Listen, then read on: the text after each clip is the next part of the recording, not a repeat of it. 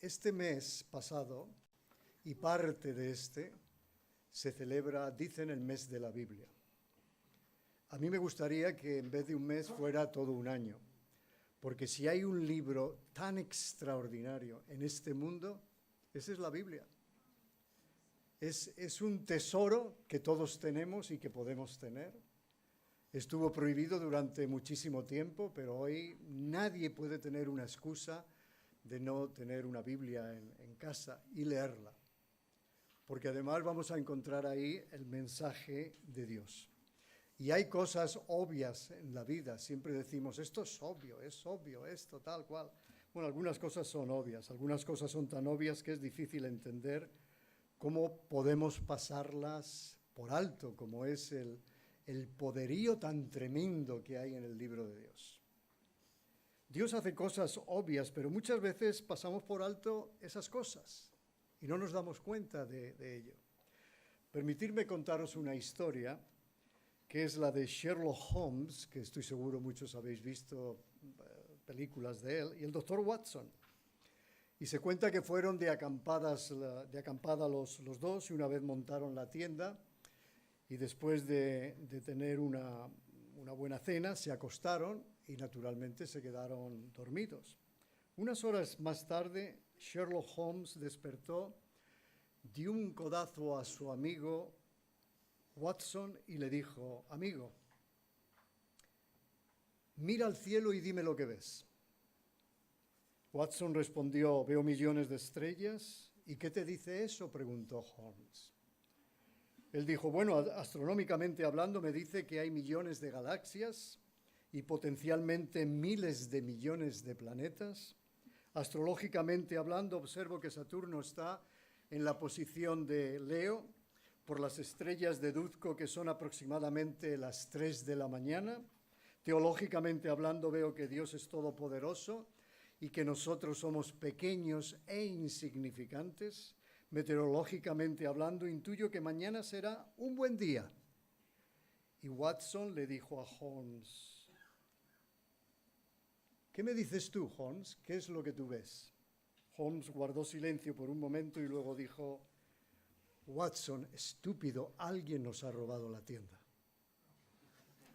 Hay cosas obvias, ¿verdad? Hay cosas obvias. No pierdas nunca las cosas obvias, innegables. Y creo que esto es importante porque muchas veces damos por hecho ciertas cosas, pero pasan por nuestra mente tan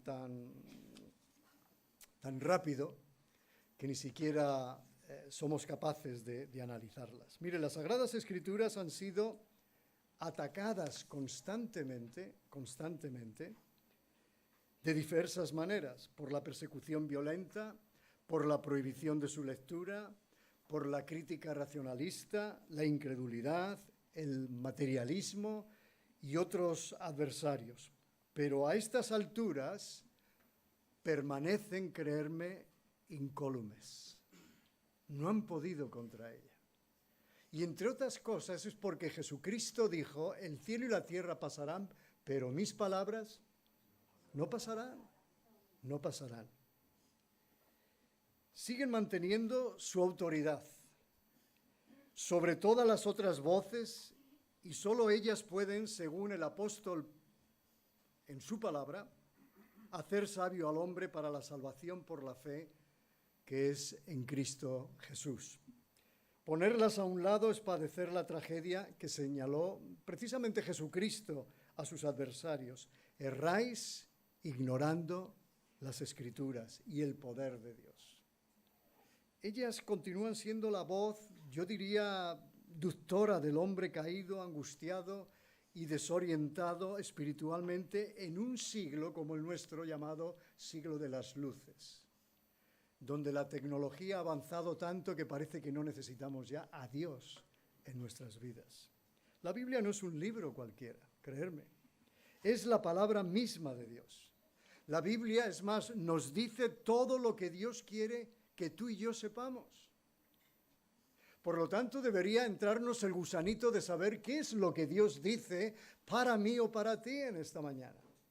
¿Qué tiene Dios para nuestras vidas? La Biblia nos dice no solo todo lo que Dios quiere que sepamos, explica quién es Dios y qué hace, así como quiénes somos nosotros y por qué estamos aquí en la tierra. Es el único libro que nos dice de dónde venimos, por qué estamos aquí y a dónde iremos después de la muerte. Y aún con todo, fíjense el enemigo lo que ha hecho, que ha nublado totalmente nuestra vista, ha taponado nuestros oídos para que no oigamos la palabra de Dios y creamos, recibiendo a Jesucristo en nuestro corazón como Salvador y Señor. Sin la Biblia no sabríamos quién es Dios, ni siquiera cómo es. No entenderíamos el propósito de nuestra existencia ni el sentido de la vida. Estaríamos, mis queridos hermanos y amigos, yo creo, estancados con muchas preguntas sin respuesta. Y esto es lo que ocurre en nuestra sociedad. La gente tiene muchas preguntas, pero no encuentran la respuesta.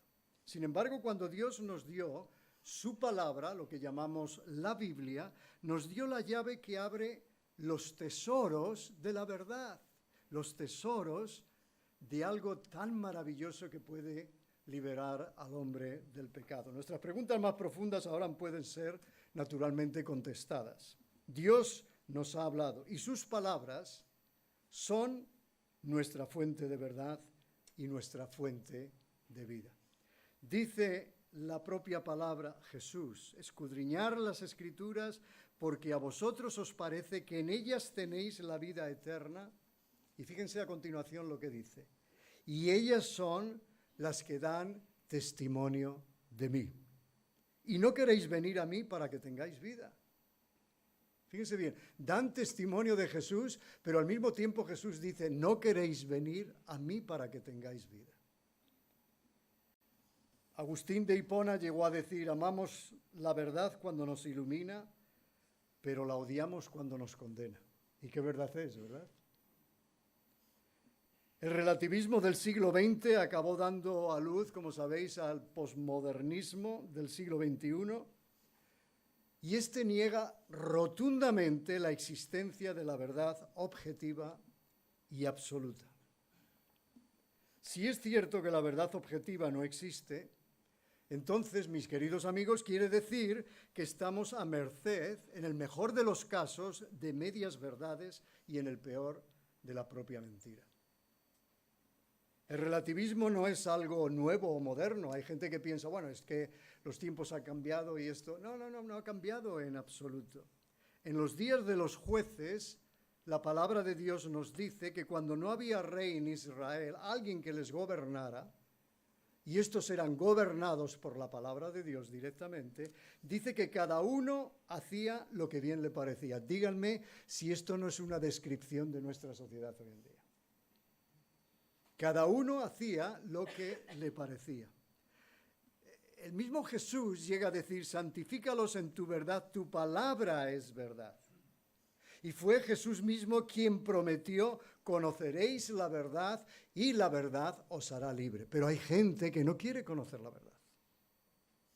O hay personas que han conocido la verdad, ¿cómo diría yo? Casi a medias.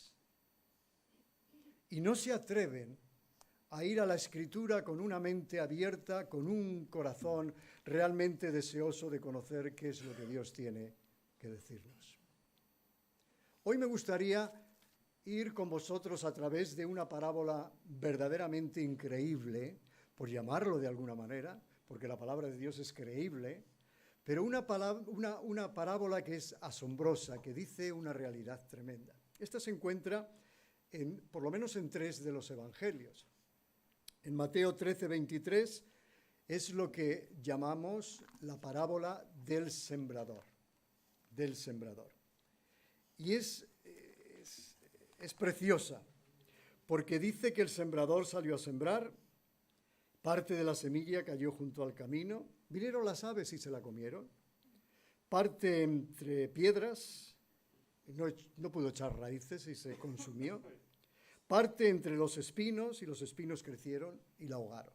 Naturalmente, más tarde, en los versículos, me parece que de 18 en adelante, Jesús dice qué es lo que significa esta palabra. Y es cierto lo que dice. Porque dice, cuando alguno oye la palabra del reino y no la entiende, viene el malo y arrebata lo que fue sembrado en su corazón. ¿Es culpa de la palabra? No. ¿Es culpa del enemigo? En parte.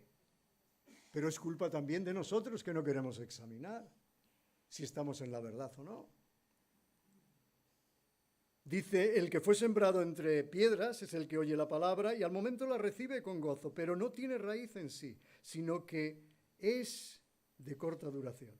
Pues al venir la aflicción o la persecución o una circunstancia mala, enseguida se echa para atrás y ya no quiere saber nada. Y luego dice, el que fue sembrado entre espinos es el que oye la palabra, pero las preocupaciones de este siglo y el engaño de las riquezas ahogan la palabra y se hace infructuosa. Fíjense bien, este es el mensaje que la palabra de Dios tiene para la persona del siglo XXI. Porque precisamente estamos viviendo esto. Si hay alguien que no quiere que tú conozcas la verdad, es el enemigo al cual Jesús lo llamó por su nombre, el mismísimo Satanás. No le vemos, pero vemos todo lo que hace. Ayer oí en las noticias de esta nueva droga, no sé cómo se llama, ¿cómo? Fíjense cómo están aquí duchos en el nombre de todo esto. Pues están muriendo 300 personas solo en Estados Unidos diariamente. Jóvenes de 18 a 39 años. Y es porque buscan algo que no encuentran. Algo en que quieren que les llene la vida, pero no lo encuentran en ningún sitio. Y ya está inundando Europa. Pero hay otras drogas. Hay el salto al vacío, especialmente entre los adolescentes y los jóvenes, porque no encuentran una salida a sus vidas. En primer lugar, esta palabra nos dice que debemos de oír y entender, y esto es muy, muy significativo. Mirad, en segunda de Pedro, en el capítulo 2 y versículo 2, dice, desead como niños recién nacidos la leche espiritual no adulterada. ¿Qué significa no adulterada? ¿A quién le gusta que esté algo adulterado? ¿A nadie? Porque en primer lugar, lo que ocurre cuando tomamos algo que ha sido adulterado, nos ponemos malos. Y decimos, ¿qué me habrá pasado? Y gente pierde la vida precisamente por haber tomado un producto que ha sido adulterado, que está malo y le ha hecho un mal tremendo. Pero cuando se trata de la palabra de Dios, es como si quisiéramos escurrir el bulto, como que no tiene mayor importancia. Pero aquí el apóstol Pedro nos está enseñando que la palabra de Dios puede ser adulterada. Y por eso tenemos en nuestra sociedad cantidad de personas que son religiosas, pero por haber tomado un alimento totalmente adulterado, no saben qué hacer con sus vidas. Son religiosos, pero no van más allá. No pasan de eso. Ahora, fíjense en lo que dice aquí la palabra de Dios, porque es interesante. Oyendo y entendiendo es lo primero que nos dice en esta parábola. Mas el que fue sembrado en buena tierra, este es el que oye y entiende la palabra y da fruto. Fíjense si tiene importancia entender lo que dice la palabra. Se le preguntó a un hombre, ¿usted qué cree? Contestó, yo creo lo mismo que la iglesia. Ah, ¿y qué cree la iglesia? Lo mismo que creo yo. ¿Y qué creen usted y la iglesia? La iglesia y yo creemos la misma cosa. Bueno, esto es lo que oímos constantemente de gente. Yo creo lo que cree la iglesia. Anoche tuvimos una pareja comiendo en casa con nosotros. Gente inteligente. Y naturalmente aquel que viene a casa y no conoce a Dios va a llevarse con la comida o la cena también algo más que les llene espiritualmente. Y allí estuvimos hablando un buen rato. Y ellos tampoco entendían, es lo que nos dice precisamente aquí el Señor Jesús. Hasta tal punto que un gran escritor, filósofo, catedrático y rector de la Universidad de Salamanca, como fue Miguel de Unamuno, dijo: el español rechaza todo lo que ignora, todo lo que ignora. Y estaréis de acuerdo conmigo en que también ignora lo que rechaza. ¿Cuánta gente rechaza porque ignora? Pero a mí me enseñaron de pequeñito, yo voy a seguir. Están rechazando lo que verdaderamente ignoran. Es más, Carlos Spurgeon, que lo llaman el príncipe de los predicadores, afirmaba que el 98% de las personas que conocía, incluidos los criminales que visitaban las cárceles inglesas, le decían que creían que la Biblia era verdad, pero la gran mayoría nunca había hecho un compromiso personal con Jesucristo para que cambiara sus vidas. Para ellos, creer no era un verbo activo. ¿Cuánta gente hay que dice que creen que la palabra es verdad, pero no les hace nada? Nada en absoluto. Así que aquí tenemos el que entiende, el que oye y entiende. Y yo te voy a dar una oportunidad en esta mañana de decir: Carlos, he entendido la palabra y quiero hacer algo con mi vida. Pero escúchame primero. Dice en el Salmo 32:8: te haré entender y te enseñaré el camino que debes andar. De la misma manera que unos padres tratan de hacer entender a sus hijos cuál es el camino que han de caminar. En Hechos 8:30 encontramos ahí al funcionario etíope que se dirigía a su tierra y estaba leyendo la palabra, concretamente el profeta Isaías, pero no entendía lo que leía. Pero siempre que hay alguien que de alguna manera busca, va a hallar. Y en este caso concreto tenemos a Felipe, que era un gran evangelista, que estaba concretamente en una región, totalmente distinta a donde estaba este etíope, este funcionario, y el Espíritu de Dios llevó a Felipe porque este hombre buscaba sinceramente a Dios. Pero nos dice la palabra que leía, pero no entendía lo que estaba leyendo. Y cuando tú no entiendes lo que estás leyendo, es difícil que lo puedas recibir. ¿Me seguís en esta mañana? Así que, ¿qué ocurrió? Felipe le habla precisamente de lo que está leyendo. Acudiendo Felipe, le oyó que leía al profeta Isaías y dijo: ¿cómo entiendes? ¿Entiendes lo que lees? Y él dijo: ¿y cómo podré si alguno no me enseñare? Exactamente. En Mateo 23:37 dice: Jerusalén, Jerusalén. Esto lo dijo Jesús, que matas a los profetas y apedreas a los que te son enviados. Fíjate, Dios está interesado en enviarnos gente que nos abran las Escrituras y que nos digan cuál es tu situación en estos momentos. Que no estás aquí para vivir por generaciones y generaciones, estás aquí para vivir 70, 80, 90, 100 años. Pero luego tienes una eternidad por delante. Y es aquí donde tú tienes que tomar la decisión de dónde querer pasar la eternidad. O con Jesús o sin Jesús.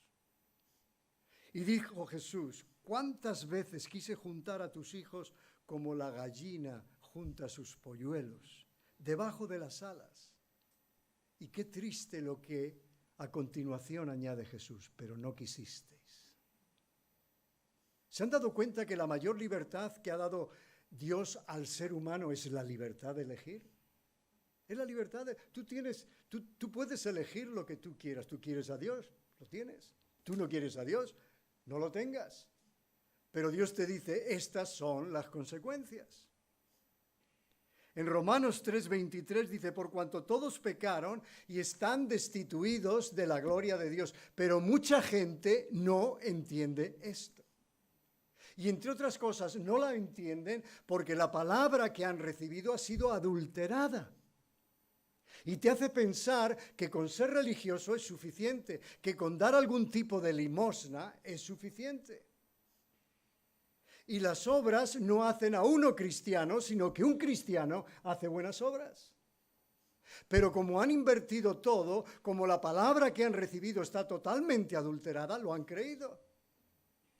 Pero a veces también ocurre entre los propios cristianos que a veces yo diría que nos confundimos con ciertas palabras. No hace mucho, hablando con una persona, decía: Carlos, no entiendo. El Salmo 23 comienza diciendo: el Señor es mi pastor, nada me faltará, en lugares de delicados pastos me hará yacer, junto a aguas de reposo me pastoreará, etcétera, etcétera. ¿Cómo es que vivo yo una situación tan difícil? ¿Dónde está Dios ante esta situación, ante esta circunstancia?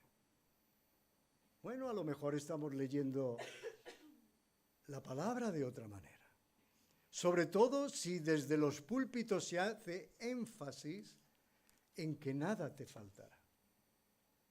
La palabra que es traducida ahí es nega, que quiere decir en hebreo, quiere decir no. No quiere decir que esté mal traducido.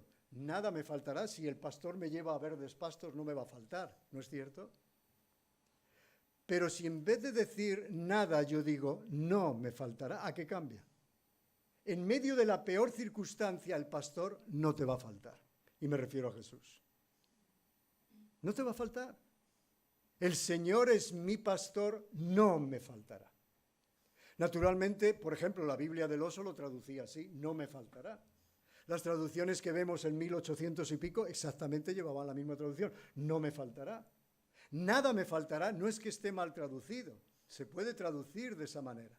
Pero han visto cómo las personas se agarran a ese nada, y cuando algo ocurre, una circunstancia difícil en nuestras vidas, entonces dicen: ¿dónde está Dios? ¿Cómo se ha podido llevar a mi niño de meses? ¿Cómo ha podido ocurrir esto? ¿Cómo es que yo no he podido ver la luz del sol nunca? ¿Cómo es que yo no puedo hablar? ¿Cómo es que yo he nacido sin dos brazos? ¿Se dan cuenta? Miren, yo tengo un nieto que nació con 4 problemas en el corazón. Y le amo, vamos, con todo mi ser. Pero al mismo tiempo detesto la enfermedad que tiene, la detesto. Y Dios es exactamente lo mismo lo que hace. Él te ama y ha provisto para ti de todo lo que tú necesitas, pero detesta la enfermedad que tú tienes y que Jesucristo la llama el pecado. Y que te separa de Dios, te separa de su amor, te separa de su salvación. Ciertamente no hay hombre justo en la tierra, dice la palabra, que haga el bien y nunca peque. Entonces uno dice: bueno, entonces ¿por qué no se recibe a Jesús como lo que es el Salvador? Mire, hay varias razones. El mismo Jesús dice en Mateo 13:15: porque el corazón de este pueblo se ha entorpecido y con los oídos oyen pesadamente y han cerrado sus ojos para que no vean con los ojos ni oigan con los oídos. No con el corazón ni con el corazón entiendan. ¿Han visto la palabra entender nuevamente ahí? Entiendan, ni se convierta, porque cuando tú entiendes y recibes, hay una conversión. Y yo los sane, dice el Señor. O, por ejemplo, cuando Jesús les dijo allá en Juan: y esta es la condenación, la luz vino al mundo, pero los hombres amaron más las tinieblas que la luz. ¿Saben qué insecto por ahí que no nos gusta absolutamente nada? Bueno, en algunos países asiáticos se los comen. Son las cucarachas. ¿Pero qué detesta la cucaracha? La luz. Tú das la luz y ves, corren que no veas, a esconderse como sea. No soportan la luz. Y Jesús dice que amaron más las tinieblas que la luz porque sus obras eran malas. No quieren enfrentarse a la luz que emana del Evangelio, de la palabra. Porque Jesús también expuso la hipocresía de ellos. Fíjense bien: ay de vosotros, escribas y fariseos hipócritas, porque devoráis las casas de las viudas y como pretexto hacéis largas oraciones. Por estos recibiréis mayor condenación. En Mateo el mismo Señor dice: habéis invalidado la palabra de Dios con vuestras tradiciones que habéis transmitido. Y estas personas que tuvimos a cenar, a comer ayer, él me decía: pero Carlos, la tradición dice, la tradición de la Iglesia, es decir, él estaba poniendo la tradición al mismo nivel que la Biblia, y eso no lo podemos hacer. No lo podemos hacer. En primer lugar, porque Jesús condenó precisamente sus tradiciones y desechaba la palabra. del Mesías. Dice Isaías, este pueblo se acerca a mí con su boca. Díganme si en las distintas religiones que tú conoces, el pueblo no se acerca a Dios, a su Dios, con su boca. Y dice a continuación, pero su corazón está lejos de mí. Y su temor de mí no es más que un mandamiento de hombres que les ha sido enseñado, que ni siquiera se han preocupado en decir, ¿será cierto? ¿No será cierto? ¿Qué voy a hacer con mi vida? Miren, la segunda cosa que nos dice la parábola es no solo oyendo y entendiendo, que ya hemos visto, sino oyendo y recibiendo. Dice, y estos son los que fueron sembrados en buena tierra, los que oyen la palabra y la reciben. Es decir, aquí hay un progreso espiritual, podríamos decir. Primero entender, y una vez que entiendes, te queda la opción de recibir lo que Dios está diciendo o rechazarlo totalmente. Y es curioso porque Jesús hizo énfasis en esto, diciendo, mas a todos los que le recibieron, a los que creen en su nombre, les dio la potestad de ser, ¿qué? Hijos de Dios. Ah, pero Carlos, yo creí que todos éramos hijos de Dios. ¿Dónde sacas eso? En la palabra de Dios. Si eso está en tu mente es porque has recibido la leche espiritual adulterada, que dice el apóstol Pedro. Todos somos criaturas de Dios. Pero para nacer en la familia de Dios tienes que dar un paso importante en tu vida. Y es nacer de nuevo. Y es entonces y solo entonces cuando pasas a ser un hijo de Dios. Mire, yo puedo ir por la calle y alguien tirarme así, algún crío y decir, papá, un momento, yo tu papá no lo soy. Le diríamos, a ti te ocurriría exactamente lo mismo. Y el menudo problema nos puede meter, ¿no? Si hay varios niños que dicen, papá, papá. Dirían, pero bueno, este Carlos, ¿qué ha hecho? No, no han nacido en mi familia. No son engendrados por mí. Pero aquel que es engendrado por Dios, que recibe en su corazón, algo extraordinario pasa. Mas Dios muestra su amor para con nosotros en que siendo aún pecadores, Cristo murió por nosotros. Fíjense qué belleza. Dice, mas a todos los que le recibieron, que ya lo hemos leído, les dio la potestad de ser hechos hijos de Dios. Y luego en Primera de Juan hay algo importante que el apóstol Juan recalca. Dice, si recibimos el testimonio de los hombres, si tú recibes lo que yo te estoy diciendo en esta mañana, mayormente, es lo que está diciendo el apóstol Juan, tendrás que recibir lo que Dios dice. ¿Por qué? Porque Carlos se puede equivocar, pero Dios no se equivoca. Jamás lo ha hecho. ¿Y qué dice? Lo que Dios ha testificado acerca de su Hijo. ¿Y qué dice? El que cree en el Hijo de Dios tiene el testimonio en sí mismo. El que no cree a Dios le ha hecho mentiroso porque no ha creído en el testimonio que Dios da acerca de su Hijo. Si tú no crees lo que Dios ha dicho acerca de su Hijo, Jesucristo, el Mesías prometido, como dice Juan, aquel verbo se hizo carne y habitó entre nosotros y vimos su gloria, gloria como la del unigénito del Padre, lleno de gracia y de poder. Si tú no crees en lo que Dios dice acerca de su Hijo, estás llamando a Dios en su propia cara mentiroso. Eres un mentiroso, eres un mentiroso. Y dice, y este es el testimonio, para aclararlo Juan, recalca nuevamente esto y dice, este es el testimonio que Dios nos ha dado, se ha dado cuenta que nos dice, nos dará.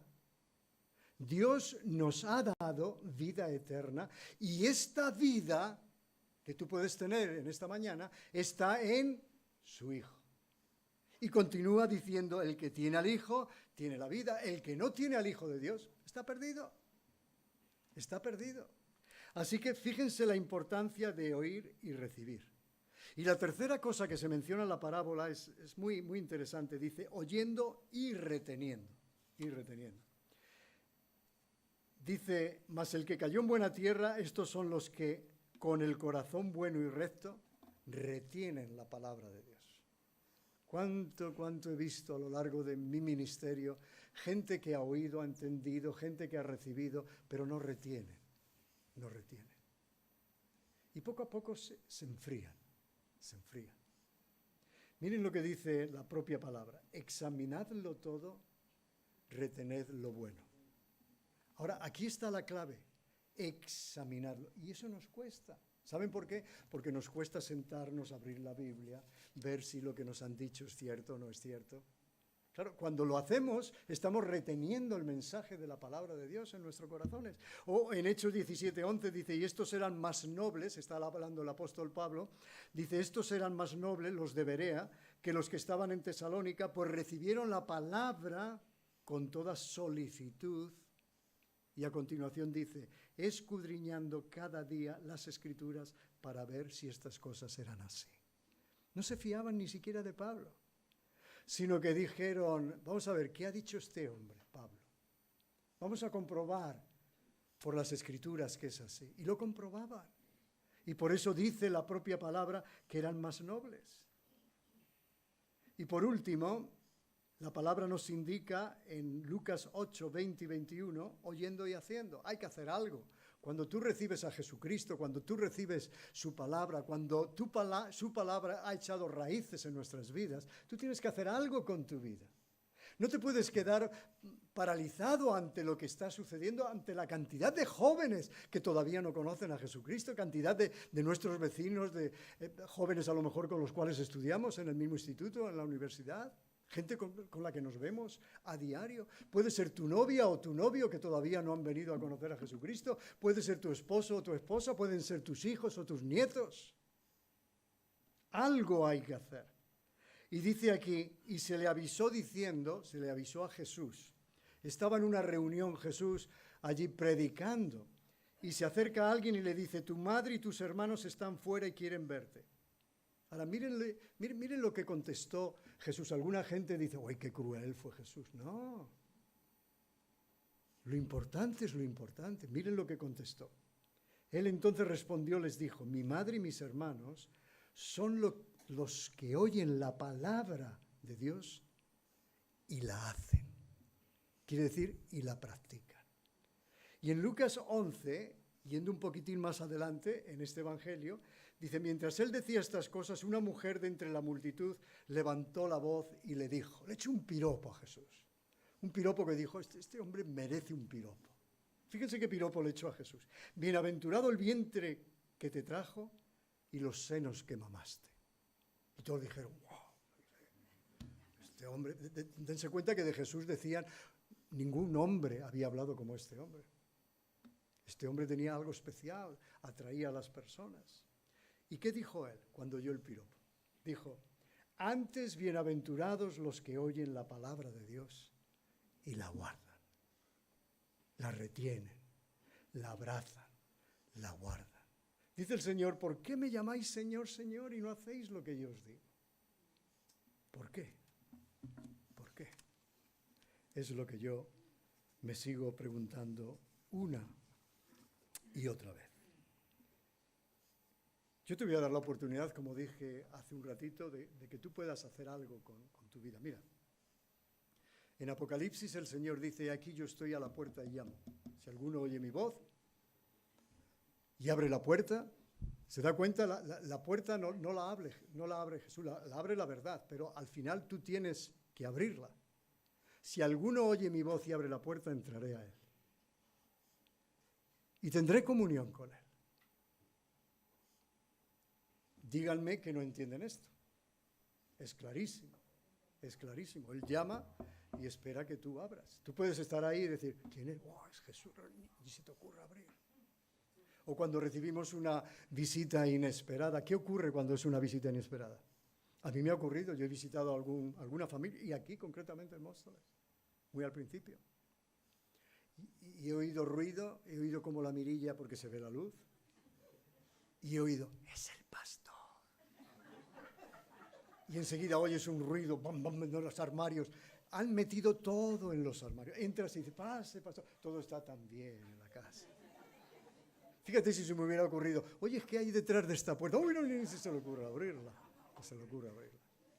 Tiene que haber alguien dentro, y ese eres tú, que diga, pasa, Señor, pasa.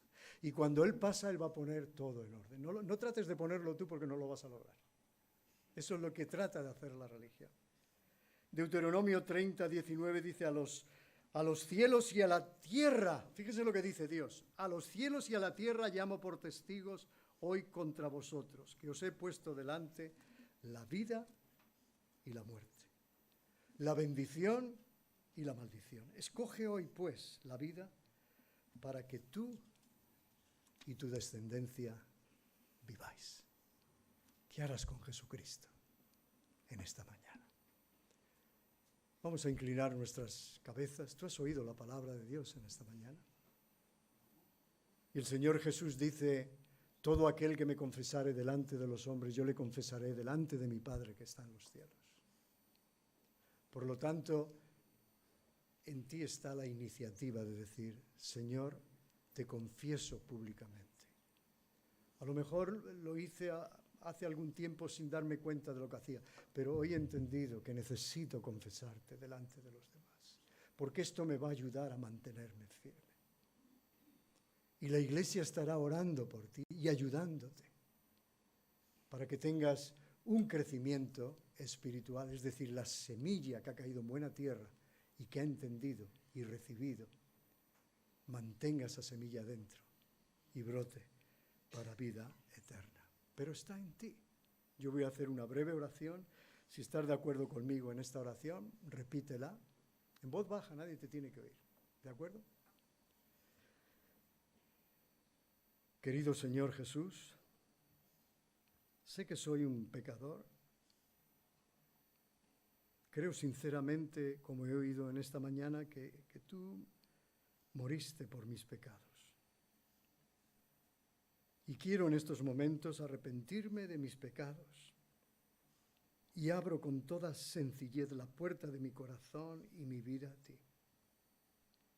Te reconozco, Señor, en esta mañana como mi Señor y Salvador personal. Y te doy las gracias por salvarme. A veces yo digo que Jesús fue hasta la cruz y murió por mis pecados y los tuyos porque dijo: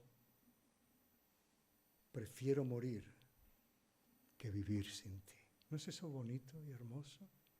Prefiero morir que vivir sin ti. Y lo dice Jesús por ti. Y aquí la pregunta. En esta mañana tú has oído el Evangelio. Y me pregunto, ¿has hecho esta oración por primera vez? ¿Le has dicho al Señor: Señor, yo te quiero en mi vida como mi Salvador y Señor?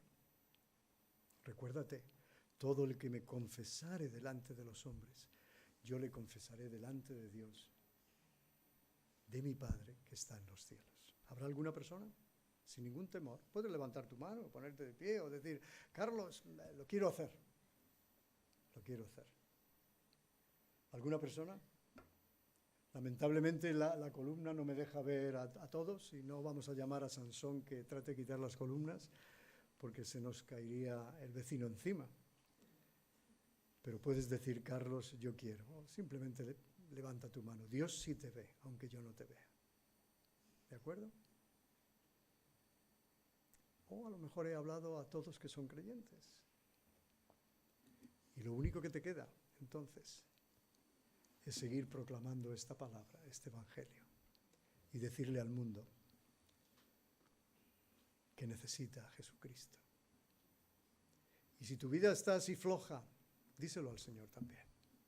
Y si no has venido a Cristo porque te da vergüenza en esta mañana, no te preocupes, el Espíritu de Dios seguirá machacando en tu corazón esta palabra. Y quién sabe, a lo largo de la noche, que puedas decirle: Señor, entra en mi vida.